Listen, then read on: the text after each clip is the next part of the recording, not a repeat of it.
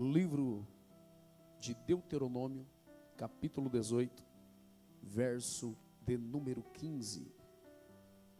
Esse é o texto que parafraseia João 1,45. É uma fala entre Filipe e Natanael. Deuteronômio 18,15. Quero aqui agradecer a Deus e louvar a Deus também pela vida do nosso pastor presidente, o pastor Claudionor Fernandes.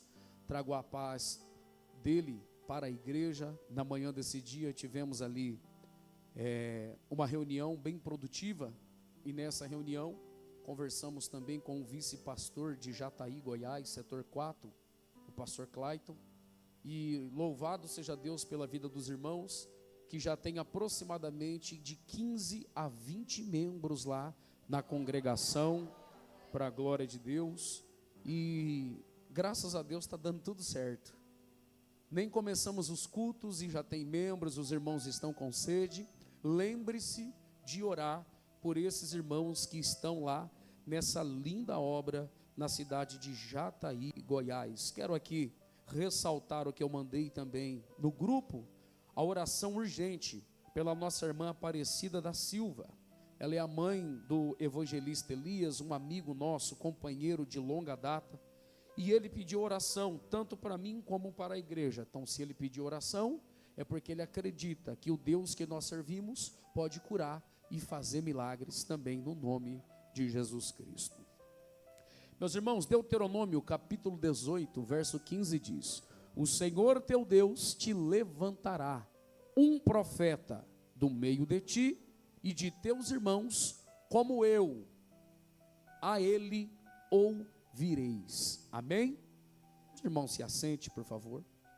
Essa fala nada mais é do que um dos grandes líderes da nação de Israel, e por que não dizer o maior do Antigo Testamento, um homem escolhido por Deus e não por homens, por nome de Moisés. Moisés é alguém improvável, porque o nascimento do mesmo, ele nasceu bem na época onde não se poderia nascer meninos. E se nascesse mulher, a história é conhecedora de todos nós, tornaria-se escrava do povo daquela época. Mas pela fé de Joquebede de Anrão, a Bíblia vai nos mostrar que ele nasce no meio do caos, no meio da morte, no meio da assolação, e a mesma tem uma ideia, pedindo para que a sua filha Miriam leve o menino até a nascente das águas, ou a subida das águas, aonde a princesa estava se banhando, a filha de Faraó. E ela, achando a criança que estava vindo pelas águas por uma arquinha betumada, olhando para a criança, ela o batiza por nome de Moisés, que traduzido é: achado fostes nas águas. Ela acredita que é um presente dos deuses, mas nada mais é do que uma estratégia do Deus de Israel. O mesmo que nasce no meio do povo hebreu, ele cresce por meses até ali junto ao povo hebreu. Ele se alimenta do sangue, que é o leite da sua mãe, e ele vai viver dentro do palácio, dormindo em plumas de paetê. Elisângela, ele está comendo do bom e bebendo do melhor que tem dentro do palácio. Ele está com vestimentas reais, sandálias egípcias. Quero crer que com o costume deles, com a cabeça raspada. Moisés, ele agora não tem o tom da pele parecido com o meu, queimado pelo sol, porque ele está vivendo aconchegantemente dentro das paredes do palácio, deitado, sendo abanado, comendo uvas pelas mãos dos seus servos. Acredite se quiser, é uma vida que muitos desejam, mas olhando perante a Bíblia, é um lugar onde você não queria estar, porque é um lugar onde a adoração tornava-se pagã.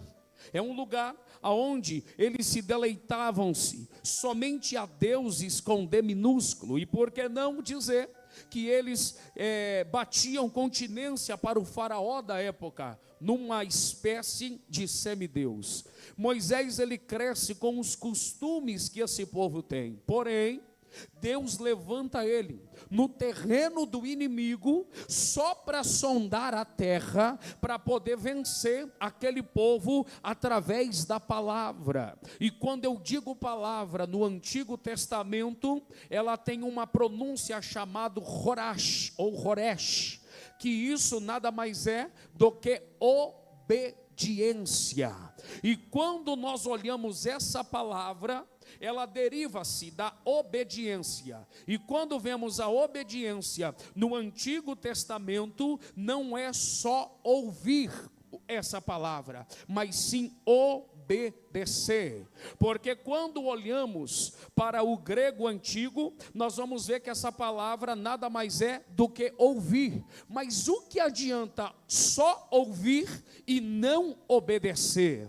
É por isso que essa palavra tem um peso, não só no ouvir, mas também no obedecer. Pastor, começa a pregar. Começo. Então está na hora não só de ouvir, mas também de obedecer. Está na hora não só de vir no culto, ouvir o que alguém prega, mas também está na hora de, das portas para fora, começar a obedecer aquilo que foi ministrado, aquilo que foi pregado. Mas tem gente que não obedece, tem gente que não obedece, porque aqui é pregado que não pode ter ira e nem contenda, mas lá fora, quando alguém pisa no teu pé espiritualmente, você já quer fazer aquilo que não deve. E eu vou pregar do jeito que o pastor da igreja precisa pregar, até porque eu sou o pastor da igreja. Então, se você prega ou ouvir amor aqui, você tem que fazer o que lá fora. Mas até quem tem inveja da minha vida, sim. Senão eu ficaria falando aqui versículos bíblicos, que o amor ele tem que reinar na tua vida, que você precisa perdoar 70 vezes 7, só que o mesmo que está estipulando leis, é o mesmo que agora, quando ele sai da porta para fora, ele vê que agora os egípcios estão afrontando o povo que são chamados hebreus, não derivado de Heber, mas sim do povo de Deus. Ele vai pegar a ferramenta que ele tinha, e ele vai matar o egípcio e enterrar na areia. E aqui que está o detalhe do texto. O que fala que precisa amar, agora não está amando. Ele está mostrando justiça. E olha para alguém do lado e diz: a justiça não vem da tua mão. A justiça vem do justo juiz. Ele compreende o erro. E ele não regressa de volta para o lugar de origem, ou melhor, ele vai para o lugar de origem, e não para o lugar onde ele aprendeu a errar. Porque aonde Moisés aprendeu a manusear a espada? No Egito. Aonde ele aprendeu que pode matar? No Egito. Aonde ele aprendeu que poderia confrontar? No Egito. E no Egito da nossa vida, nós aprendemos coisas que quando estamos na Canaã de Deus, nós precisamos deixar de lado. Tem coisas na nossa vida que nós aprendemos lá atrás, que precisamos desaprender aqui no presente. Para quê? Para alcançarmos o futuro, porque o amanhã só pertence a Deus. Como que eu sei que o amanhã ele vai ser certo? Acreditando em Deus e fazendo no presente aquilo que Deus ordenou para nós fazermos. Esse mesmo, ele começa agora a escrever aquilo que chamamos de Pentateuco, ou os 5 primeiros livros da Bíblia, ou a Torá. E dentre elas, destaca-se Deuteronômio, que traduzindo é Devarim, ou segunda lei. Nós entendemos que a primeira lei, ela é escrita pelo próprio Moisés. Um dia o seu sogro, por nome de Jetro, olhou e disse: você está muito cansado e precisa de alguém para auxiliá-lo. Então da unção que tinha, ele reparte para 70 homens para julgar a nação de Israel. O primeiro sinédrio, ele é formado ali, dentro do próprio Egito, ou melhor, no meio da caminhada, do Egito até Canaã. porque esse povo agora estão debaixo da bênção desse homem por nome de Moisés. Homem este que falava com Deus, homem este que ficava 40 dias e 40 noites no monte orando, e Josué no cume do monte, olhando e dizendo: será que ele não desce? Será que ele não vai vir? E quando ele descia, João, ele não vinha com as mãos vazias, porque quem sobe para o monte e volta vazio, só foi para preencher tabela. Quem sobe para o monte e volta vazio, só foi para o pastor ver que você estava lá. Quem vai para o monte e volta vazio, só vai porque alguém foi, porque para o monte você precisa subir vazio, mas voltar cheio, com alguma coisa na tua mão. Senão eu paro de pregar o texto que eu li, porque Moisés sobe vazio, mas ele volta cheio, e a mão transbordando de 10 mandamentos, reduzindo os 10. Você precisa amar a Deus acima de todas as coisas, e o seu próximo como a ti mesmo. Sabe por quê? Moisés está escrevendo que o amor ele tem que prevalecer. Se tem amor, não tem ódio. Se tem amor, não tem rancor. Se tem amor, tem que suportar. Se tem amor, você precisa mostrar verdadeiramente que ama. Eu não preciso ficar olhando para a missionária Bianca todo dia e falo que eu amo ela, mas pelas minhas atitudes eu mostro o amor que eu sinto por ela. Isso dá um corte. Não precisa, Rafa, ficar olhando para a Carla todo dia, embora ela queira que você olhe para ela todos os dias e diz: meu amor, eu te amo, você está bonita, você está bela. Não é com presentes, Hamilton, que você, evangelista, que você mostra para sua esposa o quanto que você ama, mas sim pelo caráter que você transmite todos os dias. Estou certo disso, Paulo? Porque o amor você se mostra, você não se fala. E com Deus não é diferente. Não adianta dizer: eu te amo, Deus. Não, Ele quer que você mostre o amor verdadeiro que você tem por Ele. Sabe que jeito? Subindo vazio e descendo cheio. Subindo vazio e descendo cheio. Eu não sei como você veio nesse culto nessa noite, mas eu preciso dizer, Ronaldo, se você entrou vazio aqui, você vai sair daqui cheio nessa noite. Se você veio com problema, você vai voltar com solução. Se você veio com teu relacionamento balançado, você vai sair daqui levando a tua esposa na pizzaria para comer lanche, e quem não dá glória agora vai ter que pagar.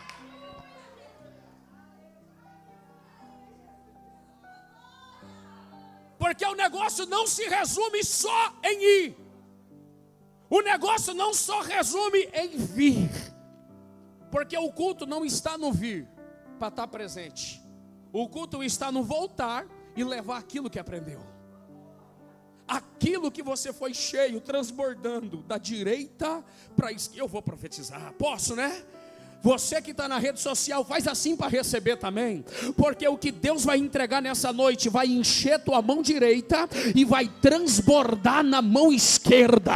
Aquilo que você precisa, Deus está entrando com a providência agora. Moisés, quando ele escreve as segundas leis, ele não está inibindo a primeira, ele só está acrescentando daquilo que foi escrito.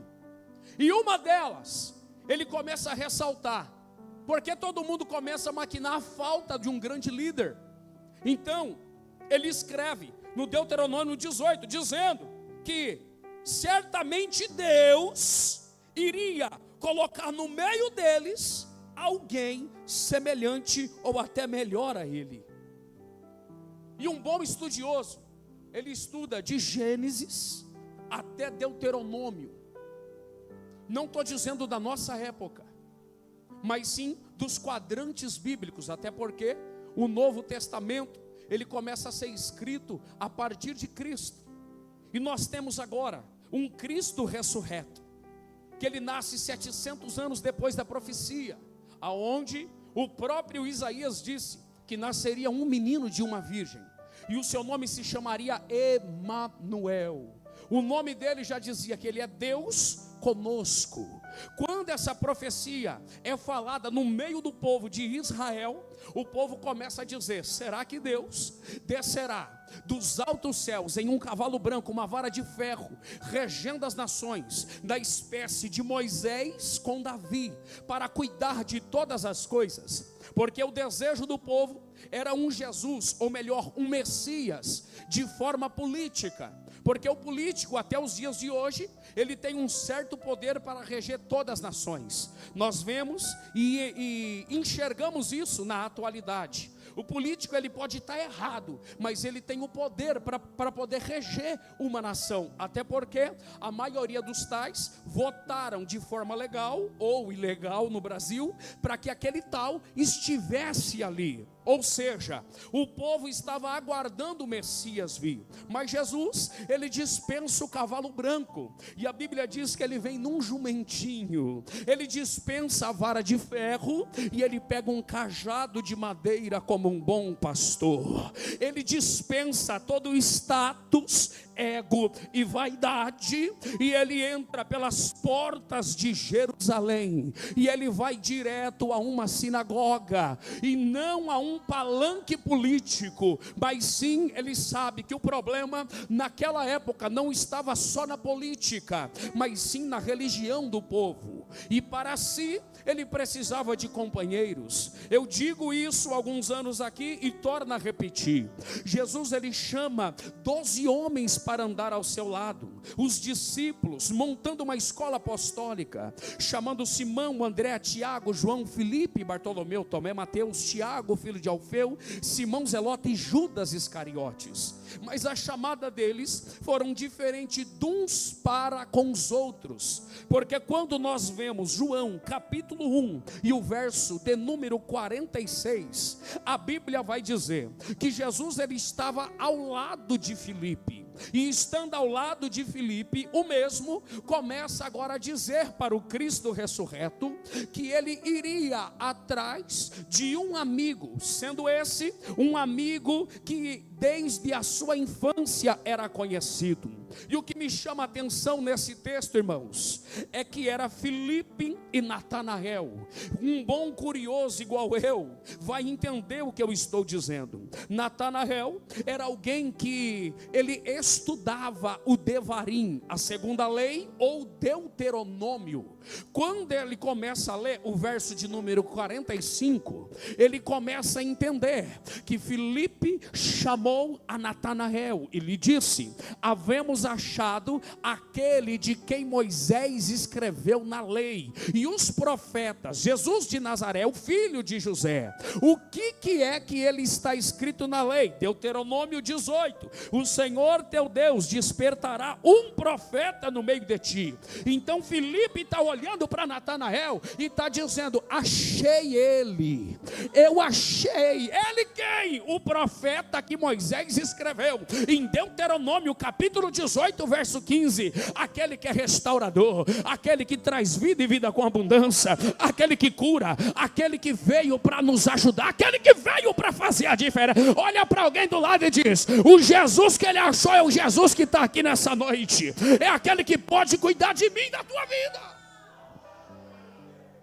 Só que esse texto vai além do que imaginamos. Tudo isso porque não é a primeira vez que Natanael está vendo Cristo.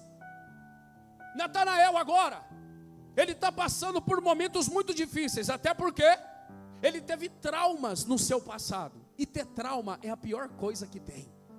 Tem gente que precisa passar em psicólogo, tem gente que precisa passar em psiquiatra, tem gente que precisa de libertação, tem gente que precisa ficar conversando, tem gente que tem traumas até os dias de hoje. Mas você veio aqui para o pastor poder dizer: todo o trauma do teu passado está sendo quebrado aqui nessa noite em nome de Jesus.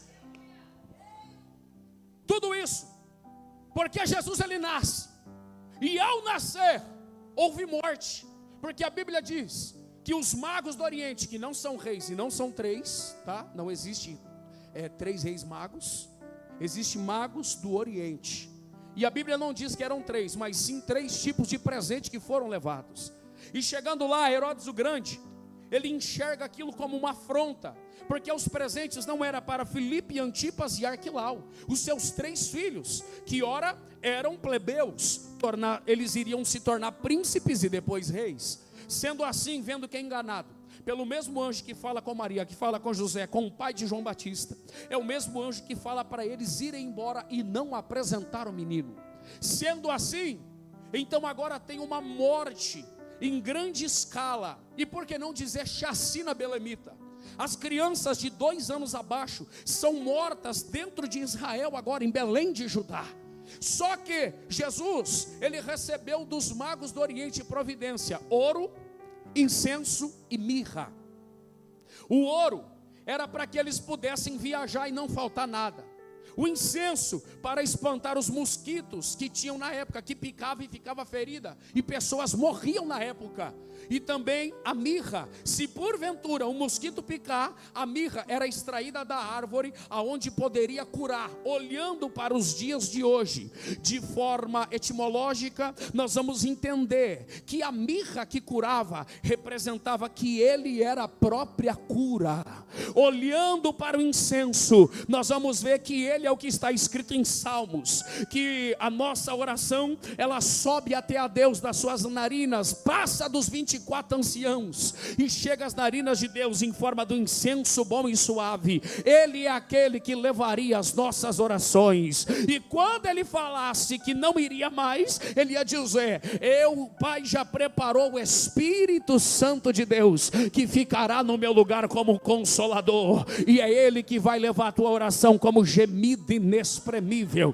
Pastor, e o ouro? O ouro representa que ele é o Rei dos Reis, o Senhor dos Senhores, aquele que seria acima de todos os reis da nação de Israel, maior do que Davi, maior do que Salomão, maior do que Roboão, maior do que Asa, maior do que Abias, maior do que Eliúde, maior do que Herodes, do que qualquer um que viria. E se você acredita que ele é maior do que qualquer rei, para mim beber água, dá um glória a Deus bem alto aí.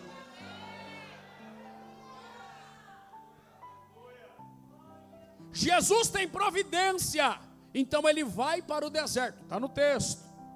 E quando ele vai para o deserto ou o Egito, a Bíblia vai dizer que o segundo sobrevivente se chama João Batista, porque ele é parente. Se é parente, ele está atrelado na bênção. É por isso que quando Deus te honra, ele honra alguém da tua casa. É por isso que quando ele te honra, ele honra alguém da tua família. E se prepara, porque se você estiver orando para vir bênção para a tua casa, vai chegar para perto da tua casa também. Prepara aí, Elmir, porque chegou bênção lá em casa hoje. E se você não recebeu, o Ronaldo recebe, que ele mora na casa de baixo. E eu preciso dizer isso, porque nessa correria do congresso, a gente deixou algumas coisas em casa em desejar, tanto eu como a minha esposa. Mas eu, como homem da casa, provedor, e como pastor da igreja, eu precisava cuidar de algumas coisas. Então eu cheguei em casa, liguei o gás e cadê o fogo? O fogo tinha acabado. Falei: Jesus, que negócio doido é esse? Abri a geladeira, irmã Noema, fui beber uma água, a água quente, mas a geladeira ligada. Falei: Jesus, que trem doido é esse? Mas eu não vou murmurar, eu não vou reclamar. No que foi hoje, eu recebi algumas ligações de alguns irmãos, e o primeiro disse: rapaz, pede esse gás agora, porque você não vai ficar sem cozinhar. Ah, só o Micael entendeu. Se você ir lá em casa e rodar, apertar o negócio, sai fogo agora. Cheguei em casa cansado, faltando vitamina C, sentei no sofá, abri a Bíblia e dormi. Falei: meu Deus do céu. Acordei com um irmão me gritando na porta de casa: ô pastor, batendo na porta. Na hora que eu olhei, até assustei, fingi que não estava dormindo, mas não teve jeito. Falei: estava dormindo, né? Falei: eu estava, varão. Falou: ó, tem um rapaz vindo aí, ele vai vir dar uma olhada na tua geladeira. Alguém entendeu? Falei: Jesus, que negócio é esse? Falei: ó, pode até olhar, mas o que precisa eu não tenho. Pastor, fica tranquilo, eu já conversei com alguns irmãos aí. Falei: menino, você não falou que era para mim não? Ah, tive que falar. Falei: rapaz do céu. De repente o homem chega, era um valor exorbitante. Aí chegou outro, falou, não, eu faço por menos. E de repente chega um homem com a peça já arrumando. Aí chega outro em casa. E já foi pagando. E eu fingindo que não estava vendo, que eu não sou bobo. Eu peguei, comecei a ler Bíblia, comecei a fazer um negócio. De repente eu fui buscar a mulher que me gerou nessa terra. Cheguei na casa dela. Ela falou, toma aqui esse valor para a tua vida. Falei, meu Deus do céu, que negócio doido é esse? Na hora que eu pego lá, eu olho, tinha mais de 2 da verdinha. Falei, Jesus, o Senhor é fiel na minha vida. De repente o companheiro está falando comigo de lá de longe, e eu começo a falar as bênçãos do Senhor, e no meio das bênçãos eu coloquei uma vírgula e falei, rapaz, tudo que eu tinha na geladeira estragou, mas só dela está funcionando, eu já estou dando glória a Deus. De repente chega um Pix no meu celular. Ei, Darcy, é benção, não é benção? Rafa, na hora que chega o Pix, chega a mensagem. Ele gostou. Na hora que chega a mensagem, está escrito, tudo que estragou na tua geladeira, compra tudo para prover na tua casa, em nome de Jesus. Não, isso daqui é para quem acredita.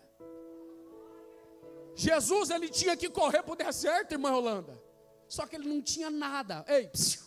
Deus preparou o boi para depois preparar o capim? Ou ele criou o capim para depois criar o boi? Então tudo que você precisa, Deus está colocando na frente. Tudo que você necessita, Deus está entregando, basta ter fé. Você já viu aquele ditado que você tem que dar o passo sem ter o chão? É assim que é viver de fé. Deus já tinha preparado o deserto para Jesus ir, mas Ele já tinha preparado os magos para poder colocar na vida dele ouro, incenso e mirra. Ouro, incenso e mirra. Deus está preparando o que você precisa, não é o que você quer, mas aquilo que você precisa, Deus já está preparando. Deus está abrindo porta onde não tem parede. Deus está abrindo situações na tua vida que você vai testemunhar. Se prepara, até quem estava devendo para você vai te pagar. O mês de abril vai ser diferente na tua vida. O mês de abril vai ser diferente para a tua casa, porque as bênçãos do Senhor vai ser dobrada na tua vida, na tua história.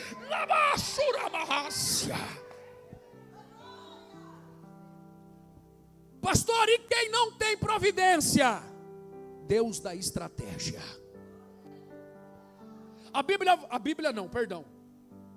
A história vai dizer que a mãe de Natanael não tinha providência, mas tinha estratégia. E a estratégia era única. Porque diz o texto que agora, diz a história, que agora Herodes ele manda todos os da guarda palaciana passar de casa em casa. Se você ler, salvo engano, quem escreve isso é Joséfo, não é, Rafa? Sobre a mortandade de Israel, de Belém de Judá. E nessa mortandade, ele começa a descrever que a maioria dos tais era do sexo masculino.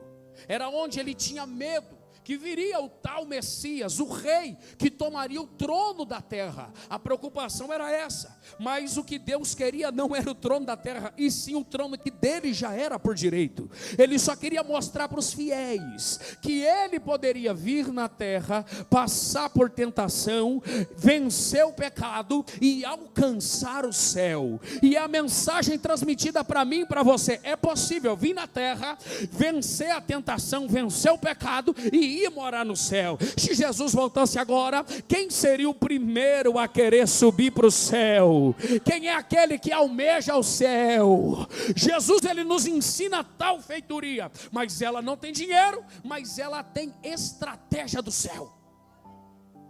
Porque ela leva um menino para uma figueira essa que nenhum dos estudiosos se assentava. Tudo isso porque ela tinha uma vala, uma loca ou um buraco. Buraco esse que era perigoso, mas era um buraco que você chegava até na raiz. E quando ela vinha, ela deitava-se com o menino, Almir, e ela começava a jogar folhas. O que me chama a atenção é que um dos escritores vai nos dizer que agora esse menino chorava. E o choro do menino não chegava aos ouvidos do inimigo, porque quem chora para Deus tem resposta, quem chora para Deus tem milagre, quem chora para Deus tem solução, quem chora para Deus tem providência. Mas quem chora para o homem tem fofoca, quem chora para o homem, o teu nome está rodando por aí. Então para de contar o teu problema para quem não tem a solução, para de dar cartada para quem não consegue te ajudar. Começa a falar com ele, começa a chorar para ele, começa a pedir para ele. E por longos dias esse menino está ali debaixo da figueira, escondido, a mãe amamentando, dando de alimento. Algumas vezes ela saía, ela ia para casa, deixava o menino, a preocupação aumentava. Mas o tempo vai passando, o menino cresce, e por 12 anos de idade, com 12 anos, ele está agora, esse menino passa aproximadamente de 6 meses, de 2 anos a 6 meses, ali naquele lugar, indo para casa, voltando para a figueira, escondido. Mas quando passa todo esse período de periculosidade, o menino cresce dentro da casa, a mãe ocultando a idade, pessoas olhando e dizendo, mas o dela sobreviveu, e ela dizia, não, o meu tem mais de 2, não que ela vivia numa mentira, mas ela ocultava a verdade para o filho se manter vivo. E com 12 anos de idade, toda criança passa pelo bar mitzvah, aonde as crianças são levadas aos rabinos para aprender sobre a Torá, sobre o Devarim, sobre Deuteronômio. E quando ele está aprendendo ali, diz a Bíblia que uma das crianças que tinha por volta de 12 anos se apresenta no templo, e essa criança começa primeiro a ouvir e depois a ensinar. Eu esqueci a palavra, li tanto que acabei esquecendo. Orash, um negócio assim, que é a tradução de Deuteronômio, segundo a lei, ou seja, ouvir. Então esse menino se apresenta e ele começa a ouvir, e depois de ouvir, ele obedece, mas não aos homens, mas sim a Deus, não aos homens, mas sim à Escritura. E ele começa a ensinar os rabinos naquela época, e Natanael olhando e dizendo, eu quero ser igual a ele, eu quero ser igual a esse menino, eu preciso ser igual a ele. E de repente as portas se abrem, Maria e José olham e diz, Jesus, o que você está fazendo aqui? Estamos há quase 3 dias te procurando. Então ele olha para a mãe e diz, mulher, eu estou cuidando das coisas do meu pai. Pega na mão do menino e leva.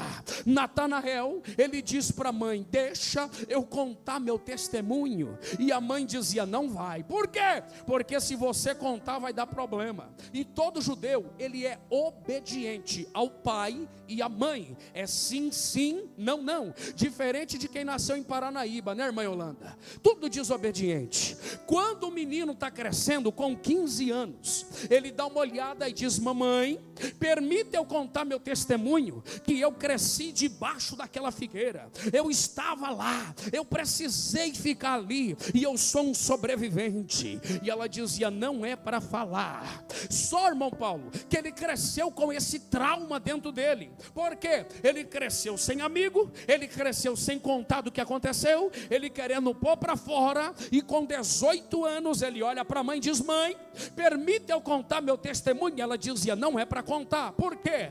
Me diga, mãe, eu preciso pelo menos saber o motivo que eu não posso contar. Ela diz, simples, primeiro, que se você contar, vão pensar que você é o Messias. E segundo, se eles imaginarem que você é o Messias, eles vão te matar, porque Herodes Antipas vai querer vingar aquilo que o pai não conseguiu. Só que passa mais 18 anos, ou melhor, mais 15 anos, e esse moço agora se tornou homem. Jesus, ele está entrando por Betsaida, junto com Filipe, que ele acaba de ganhar, e ele chega, e ao se aproximar dessa tal cidade, Filipe olha para Jesus e diz, mestre, permita que eu chame um amigo. Ele diz, pode ir. Quando ele encontra-se com Natanael, ele começa a dizer, achei o Messias, aquele a quem Moisés escreveu na lei e os profetas falaram dele. Ele pergunta: mas da onde é que ele veio? Qual é o nome dele, melhor dizendo? E ele diz: Jesus Cristo de Nazaré. E aí o defeito ou o problema está em nós. E me pergunte por quê? Porque nós falamos demais. Ele perguntou o nome, sim ou não? E ele está falando da cidade. Tem hora que nós falamos demais. Ele diz: qual é o nome dele? Jesus Cristo de Nazaré. E para um bom curioso igual eu sabe que Nazaré era uma das cidades que fizeram aliança com aqueles não judeus. Então havia uma mistura de sangue, de raça. Então eles não seriam os israelitas de sangue puro e tornar-se-iam israelense, com sangue misturado. Não tinha o sangue azul a qual eles diziam. Então eles diziam: porventura pode vir alguma coisa boa de Nazaré? Então ele olha e diz: vem e vê. Talvez alguém olhou para o teu passado e colocou na balança porque te viu dentro da igreja, e está dizendo: pode vir alguma coisa boa daquela família. Talvez tenha alguém te vendo na rede social, igual falaram de alguns aqui. E sabe qual foi a resposta que eu dei para eles? Vem e vê. Porque se eu não acredito no Deus que transforma, eu paro de pregar no Deus que mudou minha vida. A minha mãe está ali, não me deixa mentir. Um dia ela abriu a gaveta, no meio da meia ela achou um monte de pino de cocaína. E ela veio brava, querendo me bater, tive que dormir fora de casa. E hoje ela me vê pregando a palavra de Deus. Então se ela não acredita em transformação, eu não acredito. Eu tenho que parar do Deus que eu prego. Começa a olhar para quem você era e começa a olhar para quem você se tornou. E a resposta não é com a boca. A resposta é com a boca fechada. Eles vão dizer: eu vou lá ver o Deus que transforma a vida, o Deus que modifica, o Deus que faz, o Deus que cuida, o Deus que muda, o Deus que está lá. Olhando para o termo da língua portuguesa, ele deveria dizer: vai e vê. Mas quando ele está dizendo vem e vê, ele está dizendo: eu estou aqui com você, mas o meu coração está lá com ele. O meu corpo físico pode estar aqui, mas a minha mente está lá. É ele, rapaz. Você precisa vir ver. E na hora que ele chega para poder bater de frente com Cristo, olhando nos olhos, a Bíblia vai dizer que o próprio Cristo diz: eis aí um verdadeiro israelita, a qual não há dolo. Existia poucos israelitas, porque os que existiam, a maioria estava morto ou fora dali. E quando ele está dizendo, eis aí um verdadeiro israelita, aquele que nasceu dentro das tribos, alguém que tem o sangue puro, e não há dolo, alguém que não mente, alguém que não é falso, alguém que é fiel. Só que ele não contou o testemunho dele para ninguém, Almir. A mãe dele não deixou ele falar, que ele ficou ali, cresceu debaixo da figueira. E ele diz: mas da onde me conheces? E Jesus diz: antes que Filipe te chamasse, eu te vi estando debaixo da figueira. Jesus estava dizendo para ele: eu não te conheci agora, rapaz, eu conheço o teu passado. E se coloque em pé. Eu te